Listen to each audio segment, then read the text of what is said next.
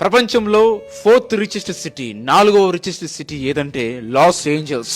అటువంటి అందమైన సిటీ ఈనాడు అగ్నితో నిండిపోయింది. అక్కడున్న వాళ్ళందరూ కూడా $1 మిలియన్ హౌసెస్ కూడా వాళ్ళు వదిలిపెట్టేసి పారిపోవాల్సి వచ్చింది. వేరే ప్రదేశానికి వారు వెళ్ళిపోవాల్సి వచ్చింది. మరి అలాంటిది అగ్ని ప్రమాదం జరిగిన 2 రోజుల ముందు గోల్డెన్ గ్లోబల్ అవార్డ్ షో కాలిఫోర్నియాలో జరిగింది. ఈ అవార్డ్ షోలో దేవుని వాళ్ళు వెక్కిరించారు. దేవుణ్ణి మాక్ చేస్తూ గాడ్ లెస్ డౌన్ అని నినాదాలు చేశారు.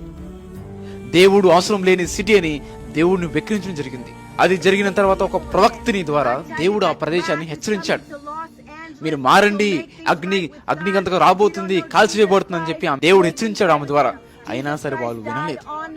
న్యూడిటీస్, హోమోసెక్షువాలిటీ అంటూ, సెక్స్ బిఫోర్ మ్యారేజ్ అంటూ దేవునికి విరోధమైన కార్యాలు ఆ ప్రదేశంలో జరగడం అని చూస్తున్నా.